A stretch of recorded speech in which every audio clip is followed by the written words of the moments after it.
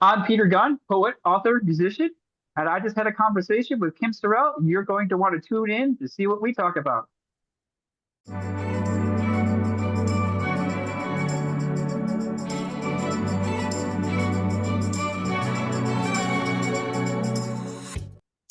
Welcome to the show. I'm so happy you are here. You are going to be so happy you're here. I am Kim Sorrelle. I'm a speaker. I'm an author. I just got to speak at the United Nations. It was the coolest thing.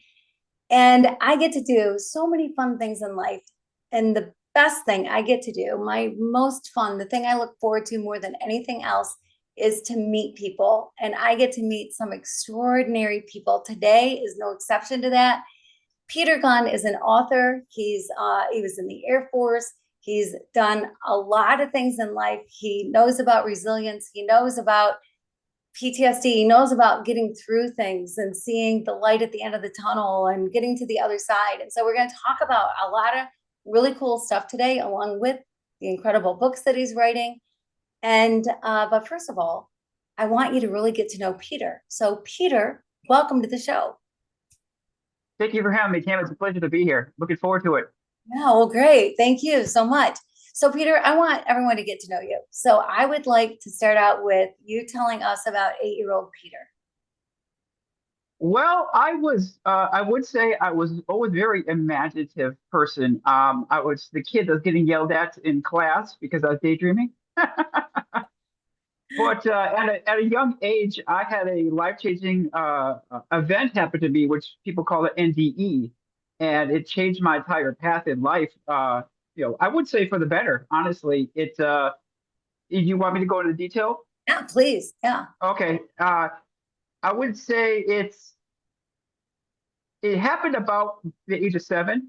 Okay, so this is early 80s, and it was normal to not have parents around back then. Okay, it wasn't frowned upon, and I was given chores to do. It was on a weekend. There was a particularly hot day, and when you're that young, you don't know the signs of heat stroke that are coming on. So I just powered through it, kept going, because I knew I might get in trouble if you don't do what mom and dad wants. And when it started coming out really bad, I remember feeling very tired, like I needed to lay down, and that's one of the worst things you could do during that situation. But unfortunately, I did. So then my body continued to cook in the sun, and I went into shock and I passed. After that happened, I remember waking up or seeing myself in what people describe as their light body. So if you imagine the reverse of a black and white picture, so you're the white part, you're made out of white light, and you're actually transparent. You can see through yourself. Okay. Um, I remember looking at myself and I'm like, what's going on? And I saw myself on the ground and like, I guess, I'm dead. And then a tunnel formed above me, with that it's standard tunnel. It had the light at the end of it. And I immediately started traveling up it. So I'm like, okay, I guess I'm dead. You know, um, you're immediately struck when you're in that situation, especially when you're getting close to the other side, as I travel up the tunnel, um, with a sense of oneness, a sense of love. Um, it's hard to describe in three-dimensional words. The best way I can describe it is when you're a young child and you run to your mother and she comforts you, gives you a big hug, and everything's okay for that one moment in the world. Okay, that's what it feels like. Every molecule in your body, it feels this love, feels this oneness, and it's almost like a drug. There's a day that I don't miss it, but it's the greatest thing in the world, and you feel that on the other side. And well, anyway, once I got to the other side of that tunnel, I was greeted what I perceived to be by an angel, and I was given a life review. But of course, I was so young. You don't. There was not much to go over. It went really fast, but also, I realized, in the human mind, you understand that time is linear and has to take time to go, but it almost seemed to happen instantaneously, like no time had transpired, but and the life review was over. I was then proffered over to a gate, okay? And there was another angel there waiting for me. But that angel was upset that I was there. And when I looked at him, I had a sense like deja vu, like I know this person, but I couldn't place it. And his words were, "Your job isn't done. You have to go back." And then suddenly I woke up back in my body, paramedics hovering over me, trying to figure out what just happened. And it changed my entire life direction at that point because it was surreal. It was surreal. And to this day, I'm still trying to figure out what is my job? What's my angelic mandate? Oh, wow. Wow. What an experience at 7 years old. Yeah. And uh it's it's so deep, right? Like I've talked to other people that have had similar experiences that kind of say what you've said, that it's really, really difficult to put into words, but this feeling, this incredible feeling that you just crave to have back again. And Hmm. and like kind of hard, was it hard for you to then come back and feel other feelings? Actually, yes. I mean, I would say it's almost like a drug. You miss it every day in a way, especially immediately after you miss it, like because there's nothing in this three-dimensional world even close to it that comes close to it. Yeah, it's addictive, I guess you could say. Yeah, Yeah, yeah. I have a friend who is a writer, very talented, New York Times bestseller, and she wrote the story of a man for him, an older gentleman who had an experience, and his whole thing was he couldn't wait to go back, and he knew he had to stay, but he yeah. could not wait to go back. He couldn't. He just was excited for the end to come. So Hmm. is it the same? Like you're excited to go back again someday, whenever that day? I have an overwhelming sense of a job to do here, okay, and to help humanity. Um, the way I see it, the more souls that I can help before I go, the better. Okay. I want to be able to see that angel again and he'll give me a high five and tell me good job. Wow. That's my goal. Yeah, yeah. Wow, that's incredible. So then you decided to do something. So here you are, this young kid with this experience. Unlike, it's not like you can talk to your classmates about it, I'm sure. Like they Yeah, yeah, probably I don't know. understand. People think you're crazy. People think you're crazy. And I was having psychic phenomenon, which is a lot common for a lot of NDE people afterwards. Like I was seeing things before they happened. This was the early '80s, and it was normal. Like when you had people come to visit, you'd always call, and set up a time and date. But I had a vision of an old family friend just coming to visit out of the blue with, unannounced. And I told my mother this, and she looked at me odd, like, "No, she's not coming. No, we're not having a get together today." And then a few hours later, she knocks at the front door, and then my mother looks at me this odd, and I remember seeing my mother. We lived in Wisconsin, so it freezes over during the winter, and I'm I in remember Michigan, seeing so her. I know the freeze over. Yeah, yeah, Yeah, yeah. I remember seeing her slip on the ice and hurt her ankle, and I told her about it. She's like, "No, I'll be fine. Don't worry about it, sweetheart." And then the next day, that's just what happened, and that scared her. So I sort of like when I saw that it was scaring my mother, I shut up about it. Like, okay, yeah, because she was a deeply religious woman, but with religious people, they always have that box of religion that they want to keep in, and when it goes out of the box, they get scared. I can tell I was scaring her, so I just like, okay, I won't say anything anymore. Yeah, wow, wow, that's incredible. So, does that still happen today? the events. I mean, there was more. I was starting to see dead people, spirits, but it started to die out, and I think the veil they call the veil, that we're in, started to close down around me, and I about puberty, it started to die out. But I've always been very much still an empath and like a detector for malevolent entities and beings. Like even a mile down the road, I'll know it. And I remember when I was stationed in Italy, I love castles, the beauty, the architecture, and everything like that. And I went on a tour, and there was one that we were going to, and all of a sudden I had my senses kicking. I sometimes I call it my Scooby sense, and uh, it let me know that this castle was evil. And all of a sudden I had visions of torture and murder that happened in there. I'm like, oh my gosh. And then I think one of the tour bus looked at me odd, like, oh, I can't go in there. No, no. And I refused to. Yeah, it's one of those things where you understand that you're different and you just have to accommodate it. People aren't ever going to understand really for the most part. Right, right. I think you're hearing more and more about that though, right? Intuitives, people that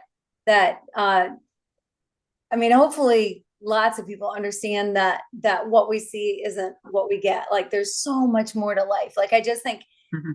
sometimes we make God small, and God is anything but small.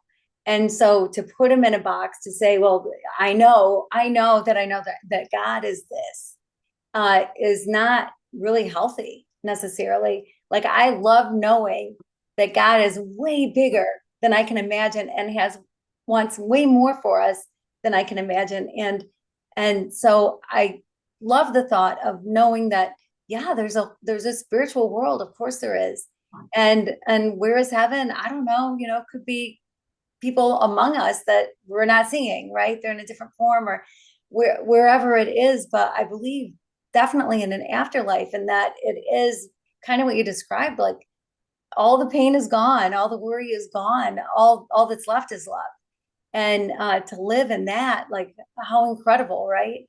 And so I have heard a lot more talk, it seems like in the last 10 years especially, where people are much more accepting of people that say, well, hey, I'm an intuitive, is a word that a lot of people like to use, or Mhm. I whatever, psychic, medium, whatever words people want to use, that for years were so taboo. Like, oh my gosh, like, that must be coming from the devil. It can't be coming from God.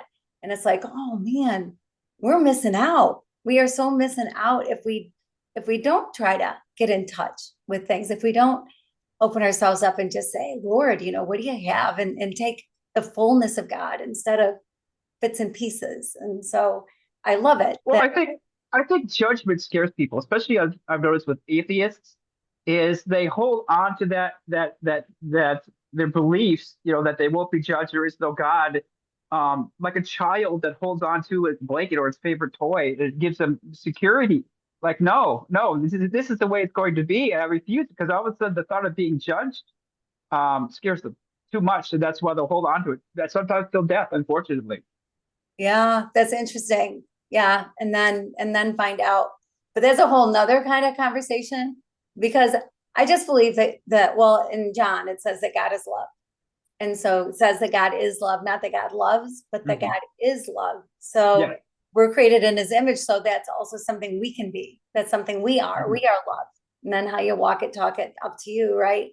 And so because God is love, I struggle with anybody doing anything but living a great afterlife. Like I just think that God is just cool, and there's ways for people and whatever. And because every day that you live, you're a product of all those days. So all the teaching you've had, all the books you've read, the people you've surrounded yourself with, all of that stuff is going to have such an impact on what you believe or what you don't believe, how you dig your heels in, or how you think people are foolish, or whatever. All of that stuff comes to today. Well, if you're raised in a home where there's no speak of God, there's no talk of Jesus, there's no talk of Mhm. anything like that, any spiritual anything, and that this is it, this is the world, this is it, then it's going to be hard to go, well, those Yeah. people over there are going to church, maybe I should check it out, Mhm. because it's not been your life, it's not been your experience. So I think, I just think God is really cool. And so I think there's absolutely hope for everyone, and that he loves all of us. Every single one of us are created in his image, and every single one of us he loves deeply, no matter what we believe or don't believe, no matter what we say or don't say, what we're clutching onto or not. So anyway, so that's my 2 cents, I guess, about that. But what an incredible experience. And at 7 years old, and then it's carried through your whole life. Like it's not something that goes away. It's something that No. stays with you. So how did it affect your life choices? Like, at what age did you join the military?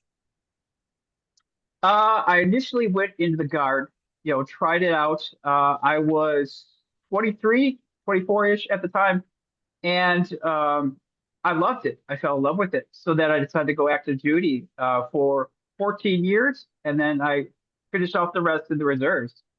Mm. But it appealed to me. The discipline, I was used to it. And I had actually, it was fun to me. It was like a vacation. Boot camp was fun for me, as odd as that sounds.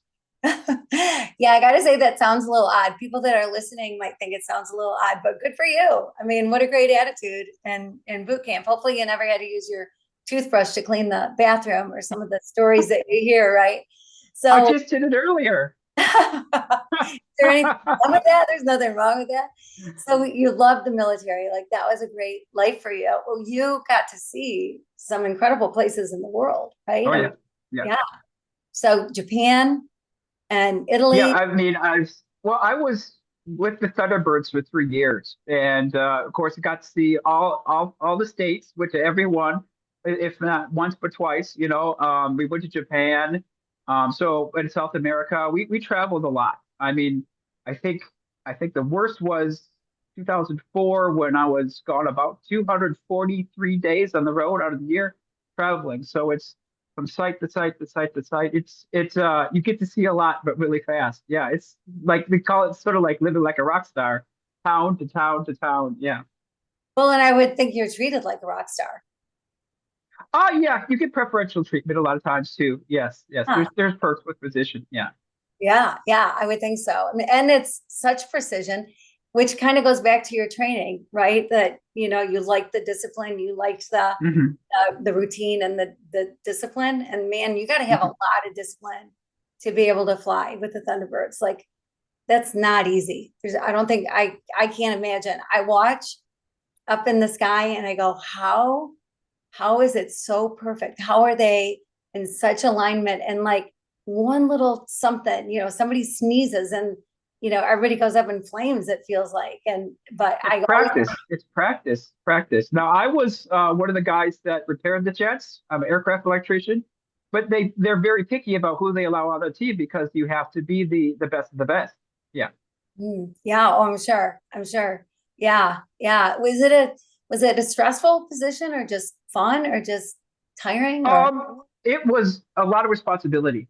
You know, with on a normal day, like say active duty Air Force, when everything's done, everything that needed to be done for that day's on the schedule is done. You usually get to go home. But on the Thunderbirds, once it's done, okay, then we have to practice. So there's more added to it, more added to it. And there's high expectations there. There really is.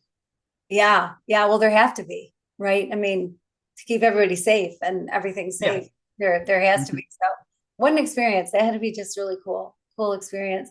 So besides the 3 years with the Thunderbirds, what else what were your jobs in the Air Force or what your repaired planes, I imagine outside of that, Fighter jets. Yeah. or Yep. fighter jets? I got to see a lot of the world. Like, I mean, but I did deploy to Iraq and Afghanistan, and that's where I had. So we say that come to Jesus moment yet again. In Afghanistan, where I was stationed, was about 75 miles from the border of Iran. It was relatively close. It was way up in the mountains, very secluded. And there was an incident where we had a mortar attack, and we were completely unprepared, of course. And I was lucky, I didn't, no one got hit. I didn't get hit. But if I had started walking minutes earlier that day, I would have been hit, Mm. because it was right in the path of where I had gone every day. So it really struck to me like, wow, I could be dead right now, and if I'd started walking a minute or two earlier, I might not be here. Yeah. Wow. Wow. Wow. What a feeling is that, right? Like I think that way sometimes when like I'm running late for something and I'm kicking myself going, why didn't I start getting ready sooner? And then I'm driving down the expressway and there's an accident. And I think, oh wow, well maybe I would have been in that accident if I would have Yeah. left a couple Yeah. minutes earlier. That kind of feeling that just kind of hits you in the gut. your feeling times, like my feeling times 100 or 1,000 or something, I would imagine would be what you felt, because it's truly life or death. It's not the airbags that are going to go off and you're going to hopefully live through it, right? I mean, it is truly life or death. So, wow. Yeah. That's a scary thing for sure. And so, PTSD is this thing that people didn't even believe was real for years. I just remember when people started talking about it. I'm older than you are, and when people started talking about it, it was like, oh, come on, come on, you guys, buck up, be a man. It was kind of that attitude until people realized, oh no, this is for real. This is a real Mhm. thing. And I don't know how anybody comes home without PTSD. Like there has to be, because it's trauma. When you're there and you're seeing things that a lot of guys have to see when they're in a zone like that, there's trauma involved with that. And so how did you handle that? How was that for you? Well, when I first realized it, I was back at home after Afghanistan, and I was sitting in a repair shop getting my car repaired, and someone had walked in with a different alarm on their phone. Was an incoming alarm, that we all hear when we're over there, and it triggered something inside of me. All of a sudden, my heart started beating fast. I started sweating profusely, and I was sitting down. I wasn't doing anything. I'm like, "What's going on?" I had to walk outside, compose myself, and that's when I realized that I had PTSD from that, because it was completely all engulfing and very scary for me because I'd never experienced that before. So that's where I started asking for help from the doctors, and then I finally got diagnosed from the VA. Wow. Is it, oh, yeah. And that had to be a scary moment. And to Yeah, know that just a sound can trigger, and so I yeah, would think it would be hard to know exactly what else could trigger, what else is going to send you there. And so it'd be I'd be nervous when something could just come on, because it just came on so quickly, right? So yeah. And there's other things too. Like, I mean, I thought that me not shall we say not being tolerant to younger people or other people and just wanted to be by myself was that's normal. That's being an old curmudgeon, but that is actually signs of PTSD as well. There's other things that vets could do out there to help themselves. I take ashwagandha every day, and it helps calm me down and keep you smooth and keeps you going, and helps keeps the symptoms too. And of course, my writing style LLP, when I actually get into that, actually helps my PTSD as well. yeah, wow, which we're going to get into in a minute, your writing style. But yeah, I love it that there is help, that there wasn't, or not much help for quite a while, and people didn't know what to do. But there's been more and more research, and more has come out to help people. And so if it's something that you have, I mean, you don't have to be in the service to have PTSD. A lot of people carry PTSD from their childhood, from traumatic things that happened in their childhood. And Mhm. so if you can recognize the symptoms and go, wow, I'm not a jerk. It's PTSD, like something just Yeah, triggered me. That's not me. It's just something from my past that has reared its ugly head again. That there's help for that. And yeah, go seek help, because you don't have to live in that. You don't have to live with those triggers. You can get beyond that and be in a much better place. I would imagine when you finally got treatment that worked for you, and you learned some tools that worked for you, and medication, people can say what they want about medication.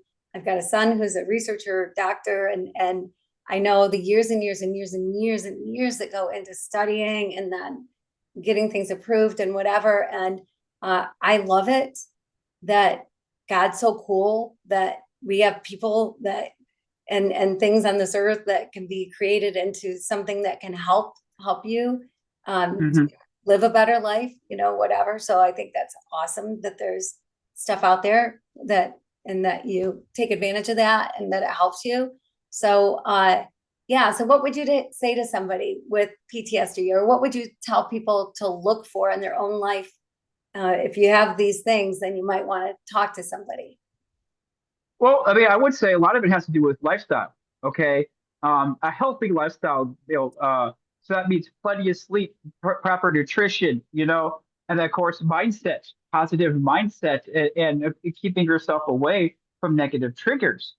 Um, I see a lot of vets that crawl into a bottle, and that just exacerbates, especially, so fortunate. It's one of the things where you have to be ready on the inside to accept help. You have to bear your own cross and start pulling it and get yourself into the doctor and say, yes, I need help, and then realize there are small changes outside of the doctor. I mean, he's not going to be there to baby you. So make small life changes, take baby steps, cut down on the alcohol, eventually try to get it out of your life altogether. And the triggers, if there's certain people or certain things that trigger you, stay away from them. Yeah. Yeah, great advice. Really great advice. Yeah. Yeah. So okay, so then you retired from the military. So you Mhm. came home from active duty, from full-time active duty, and you went into the reserves.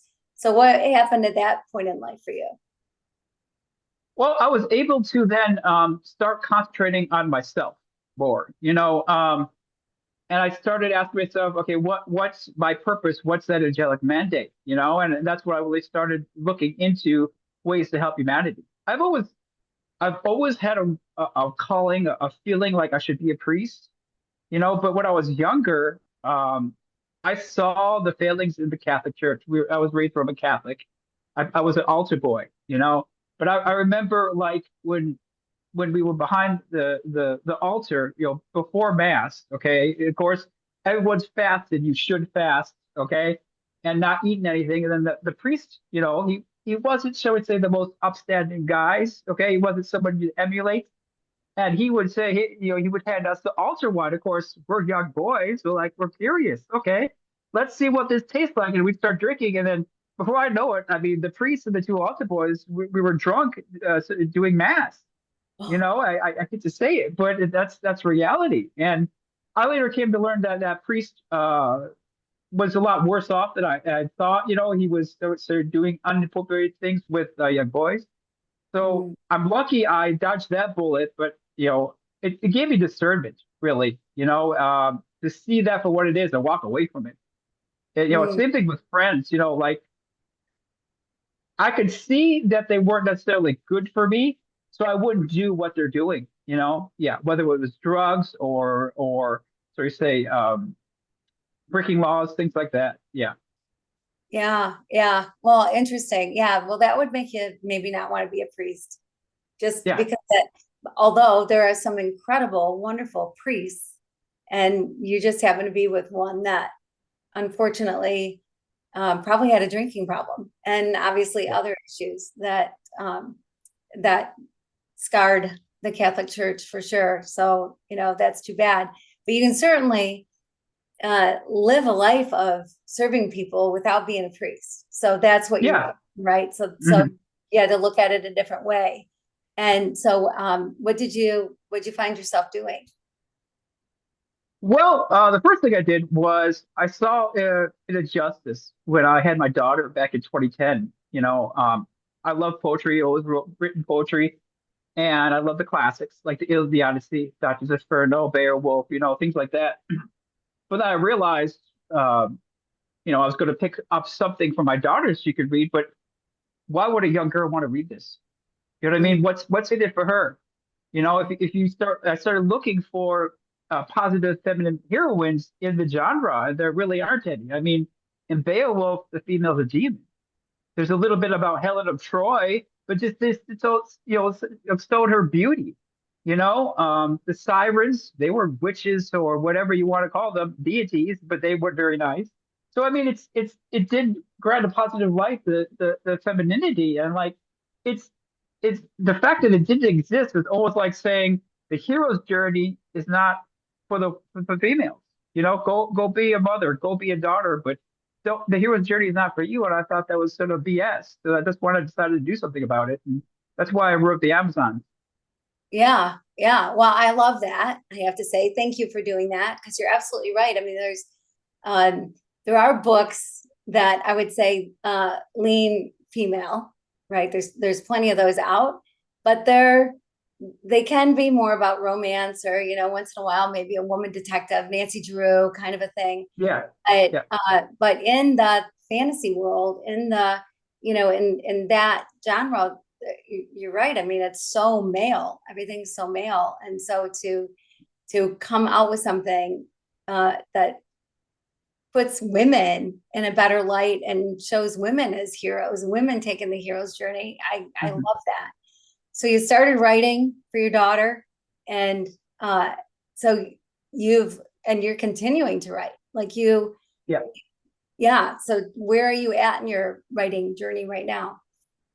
Well, I'd say I'm about 50% done with the second in the series, of the Amazon series. Right now, I have my very talented producer slash director, Andrea Giordani, um, helping me do an audiobook. We hired about 30 voice actors, and we have sound effects. Basically, it's gonna sound like you're listening to a movie, okay? And one of the things that that when you're an entrepreneur, you're always looking to push the envelope higher and higher, higher. And one of the things I thought of was, why not have a soundtrack? So have some music with the audiobooks, some very unique Amazon-based music. I had put some feelers out, and I found someone on Upwork.com, and just through perhaps serendipity, I guess you could say, that he knew a bunch of other guys, and we got together, did about 10 songs, not only for the Amazons, but for my other books as well. And it works out so well that we decided to form a band. Now they're in Germany. Okay. So we're hindered about what we can do. We, I'd say it's a combination of talent and technology, because um, when you record something on Zoom, it sounds like it's just a buzz. So we have to use AI and other augmented things to either clean up the sound. We're doing the best we can, but we decided to form a band, and we call ourselves the Angellics. And we just put out our first album in September. Wow. Wow, that's incredible. The music, I have not listened to the music. I wish that I would have listened to the music because I bet it's incredible. Well, when there's a message in everything, and you can tell very much if you read my work, you could tell that I wrote every song, because every song's a poem. Poetry is my basis, so every song's a poem, but it also has a message to it. I try not to preach, but I try to awaken people. Yeah, I like that. I like that. Well, and I love the premise of your, I believe it's your first book, where there's a guy on his deathbed, right? And Yeah. he has this letter that he gives to his son and says, "Go find this woman and give Mhm. this to her." And Yeah.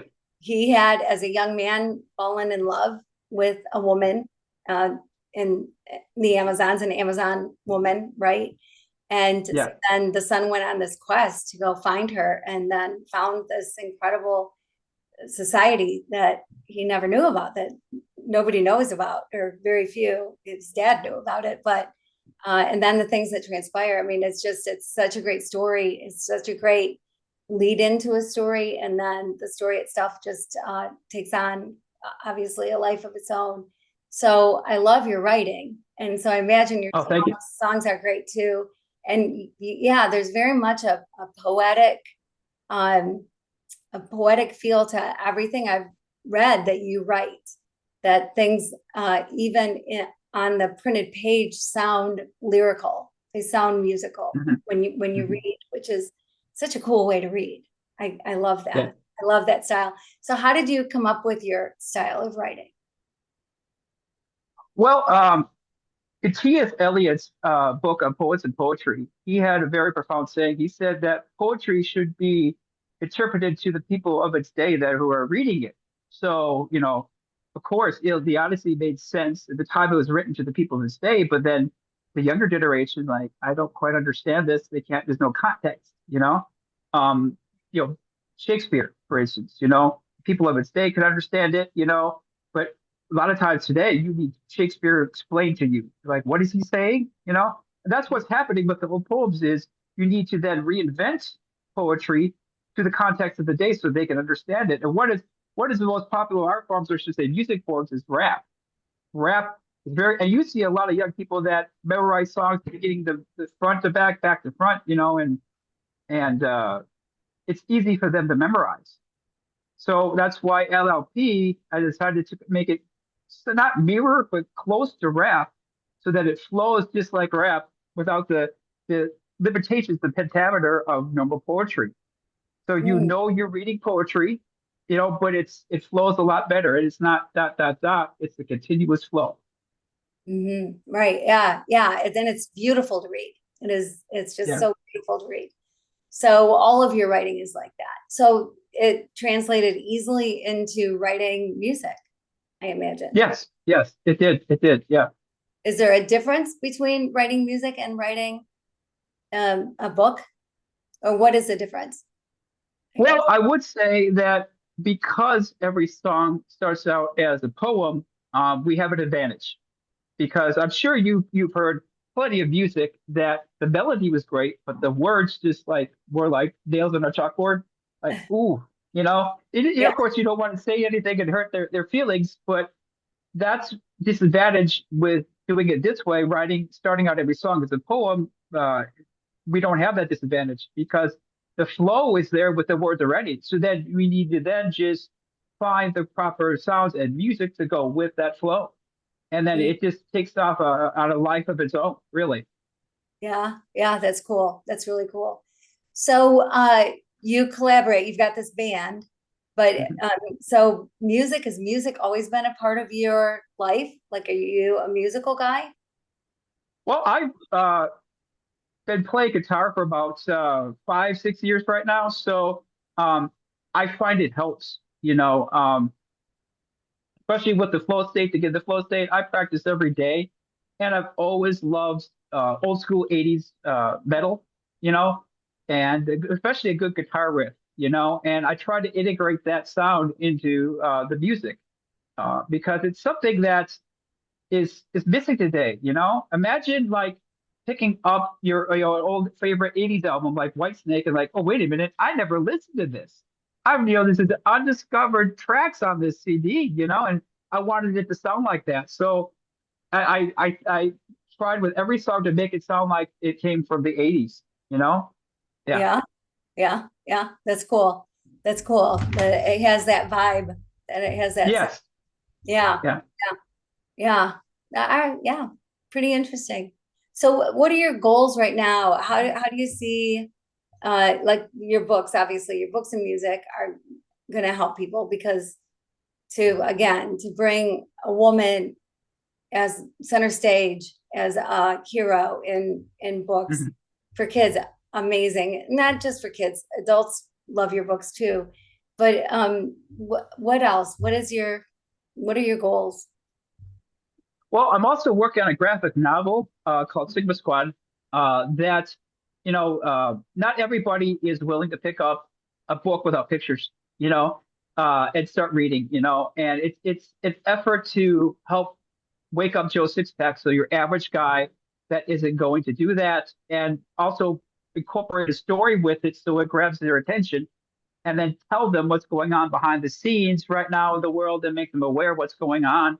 I mean, I think COVID was really the clincher for me. When that happened, you saw how shall we say, asleep everybody was, and I was like, wow, okay, something needs to be done about that as well. So I decided to take that on as well. And we have encountered some problems with production.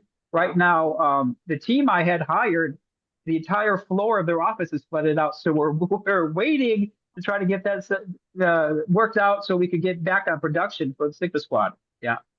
Oh wow, wow, yeah, that's not fun running into things like that. But Yeah. Yeah. really, and it's amazing how much damage water can do.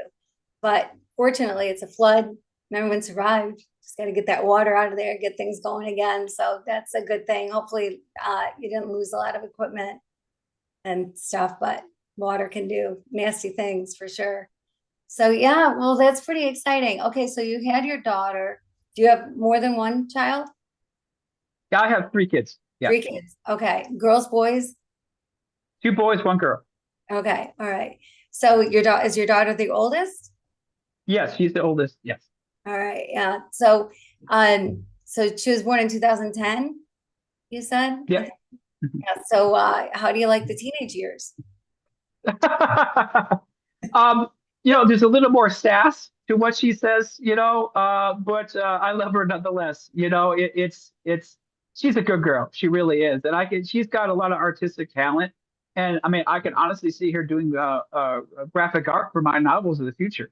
In fact, I'm Oh, going to encourage her to go into art school. Yeah. yeah, yeah. Wow, that's pretty exciting. Yeah, yeah. And I have five kids, and four of them are boys. And I can tell Wow. you that my one daughter was more work than my four boys combined. I don't know if you find that or not, but man, the boys were so easy. But girls have their own special ways. And I'm one of them. I Yeah. mean, I was Hmm. 15, 12, and 8, whatever.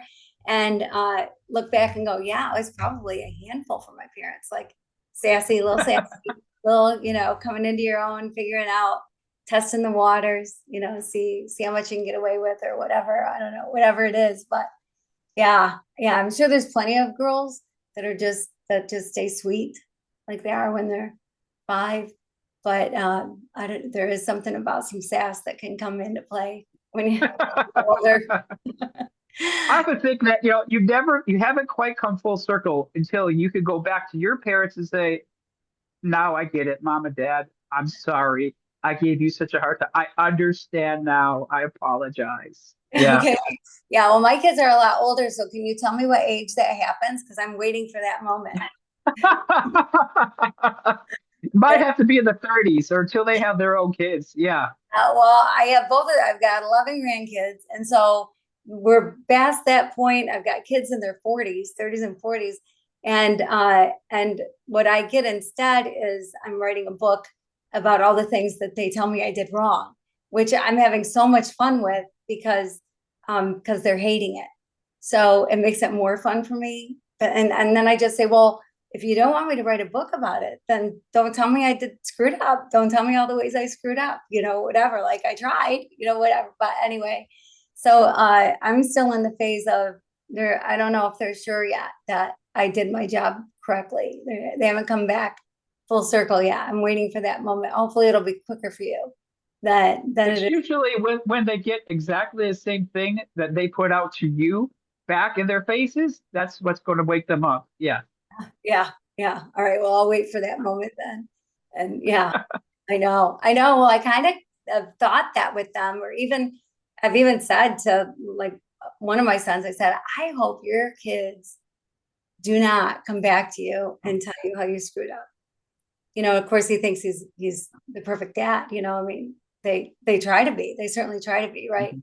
But I think no matter how you're raised, I don't know that there's very many people in the world that go back and they haven't had something that they wish was different in their childhood. Of course. Of course. Yeah.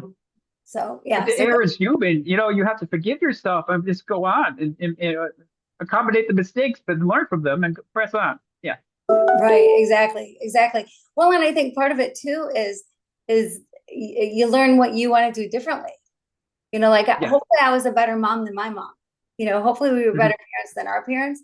And then Mhm. I look at my kids as parents, they're great parents. And so, hopefully that means they're better than we were, right? So you just hope to get better. Like if I was perfect, where would they go? They'd have no place to go. There's no going up, They so just stay home with mom. yeah, I guess so. I guess so. So yeah, and so if that's the truth, then I'm happy I wasn't perfect because it's nice that they move out. You raise them up so that they can go be independent, tax-paying citizens, and whatever. So that's that's not a bad feeling either. But it is interesting to see what talents your kids have and how they evolve through their whole life because when Yeah. they start really showing their personality as little tiny ones and their personalities coming through and you're like, man, honey, she's just like or whatever. But you see their personalities develop and how they develop and the things that they end up liking and the people they hang out with and what they want to do. I mean, it's just such an incredible journey being a parent. It's a wonderful thing. Oh, yeah. Yeah. Yeah. It's the best thing. It's the entire purpose of life, really. Yeah. Yeah, yeah, it is. It's just incredible. And then being a grandparent, Holy cow, wait till that day happens. Peter, you're going to be one happy guy when that first baby's born. You be on cloud nine, I'm sure. And Oh yeah, yeah, that yeah, would be the greatest thing. I yeah. just don't want to be called grandpa.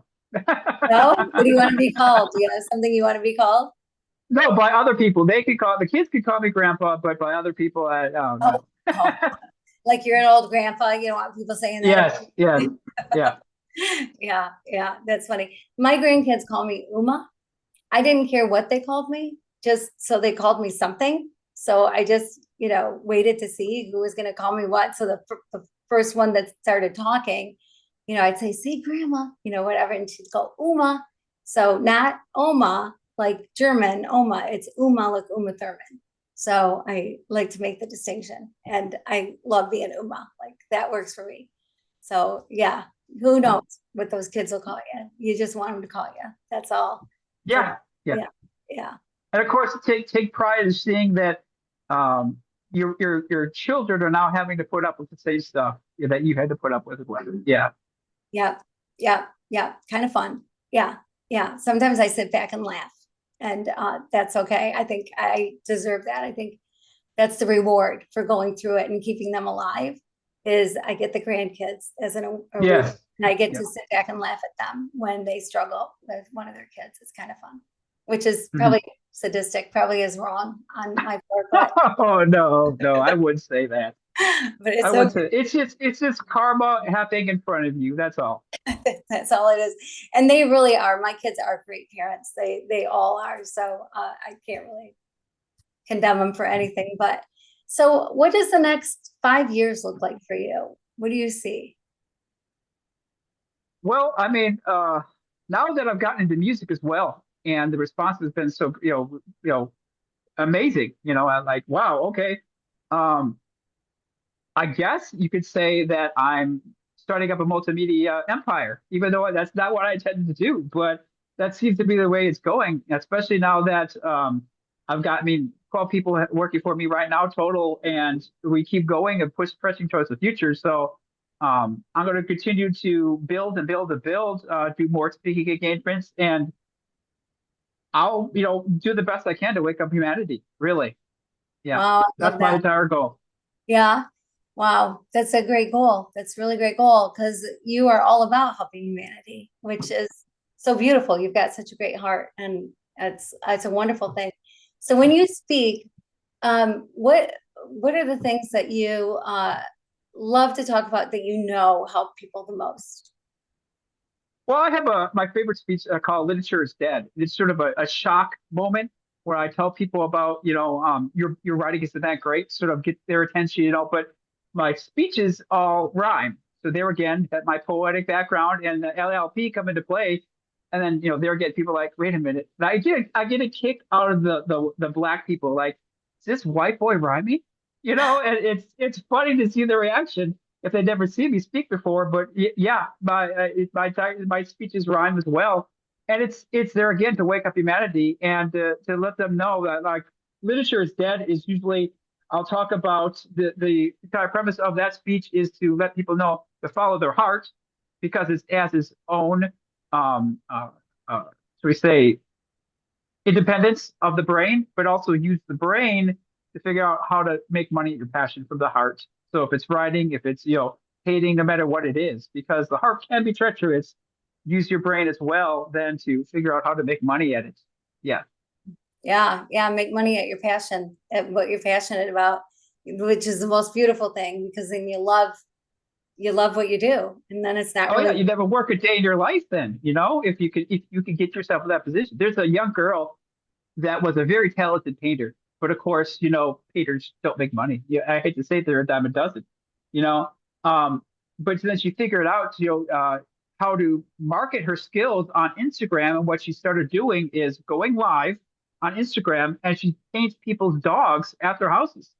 So then she's able to, pay to do her passion and then make money at it, and she does an awesome job. Yeah, yeah, yeah. So you got to be pretty creative when it comes to Yeah. things like that, because you're right when it comes to the arts in general. So music and physical art, painting, drawing, whatever, there's a handful of people that do really well and make a lot of money. And then there's a ton of people that are so talented, Yes. Yeah. but don't crack the little code, I guess, or whatever, of the few that really blossom and bloom and make so much money. But some of it is figuring it out, like Thomas Kincaid. He Yeah. kind of figured out how do you make money at this? Talented guy. Oh, I love Thomas McKay's work. The way he painted light is like nobody else. I love it. Yeah. Yeah, yeah. And then he taught a whole bunch of people how to do it so that he could mass market and have stores and things. Like, he figured out how to make a whole lot of money doing what he loved to do. So it's but it could be a tricky thing to figure out, but you got to be creative in that. Think creatively, like the girl on Instagram, like you said, or Thomas Kincaid, or so many others that we could point to that figured out a way to make money with your passions, which I don't know. Unfortunately, the younger generation always seems to quit so early. I mean, don't think for 1 second, like when Da Vinci was painting the Mona Lisa, that there wasn't someone tapping his shoulder like that. I don't like that. Why are you doing this? There was a critic. I guarantee you, there was someone there critiquing him when he was painting the Mona Lisa. And people need to understand that that's going to be part of life. And it's usually those people that are critiquing are the ones that aren't doing anything. So I mean, Right. I'm sure people go up to Buzz Aldrin and say, "Hey, I didn't like the way you did the moon landing." There's plenty of people like that too. Yeah, plenty of critics out there. So ignore the critics and go after your passions. And I love it too that you're living in the creative, right? Like, we can lose touch with that so easy as adults. We love art class when we're a kid, or a lot of us say, I loved art class when I was a kid. But then you kind of get away from doing the art or doing the music or doing the whatever it is. Maybe you're in band in school, but then your instrument goes in a closet and collects dust. And so I love it when people get back to that, or never give it up to begin with, but realize that imagination, creativity, like that's something that is forever. Like you didn't have some talent when you were young, or some passion to do something when you were young. Like, go do pottery, or what did you love to do? Go do it. Go paint. Mm-hmm. And I always try to bring up people's attention to the map of consciousness, because creativity is on there, but it's higher up on the scale, and people need to realize that we're not only where they're at that map of consciousness, but like the reason why they may be down, and they need to get up there. Yeah, it's difficult, but a lot of people aren't even aware of that. I don't know if you ever read Dr. Hawkins' books or actually looked at it, but it's very enlightening. It helps you understand where you're at in this world and where other people are at. Yeah, yeah. So what do you do? What is your process? How do you get into the heart and mind part of then you can write? Then you're in the place of writing. Well, daily meditation, and basically for people that don't know what meditation is not thinking about anything, clearing the mind. A lot of instructors often talk about, the monkey mind. They call it the monkey mind, the little monkey you have up here that's, telling you about the things you have to do today and the flight you got in the other day, and it's constantly going and chattering, and people find it difficult to get past that, and I always use like visualization. Like, I imagine all that stuff that's going on in my mind is up on an overpass, so I'm looking up at it, but then there's a tunnel underneath it that I'm walking into. So I'm walking into it slowly, walking into it slowly, walking into it slowly. You have to understand, you can't stop the monkey mind, but you have to move it out of the way, and then able to then get into your Zen state and able to, write and do what you need to do as a creative. It's crucial, it really helps creatives. Yeah, yeah. I've never heard it done that way exactly before. To picture all those thoughts, that stuff that's going on in your head, and like on the overpass, and that you're walking underneath it. You get to keep going. And I like that, because oftentimes you think you have to get rid of it. Well, how do you get rid of it? Like, what is that magic, right? To get rid of it. Mm-hmm. So yeah, yeah. But to quiet yourself and just be open to whatever comes your way. Yeah. It's such a beautiful state to be in, for sure. And then I find too, because, as a writer, I find that when I'm in the zone, man, I feel like I could write for hours and hours and hours and hours, and time goes by and you don't even know the time's gone by. Oh And, yeah, and that's a key. You have to understand that that's the universe talking to you is like, oh, wait a minute, I'm supposed to be doing this because I lost track of time. Yeah. yeah, yeah. And what a beautiful thing that is.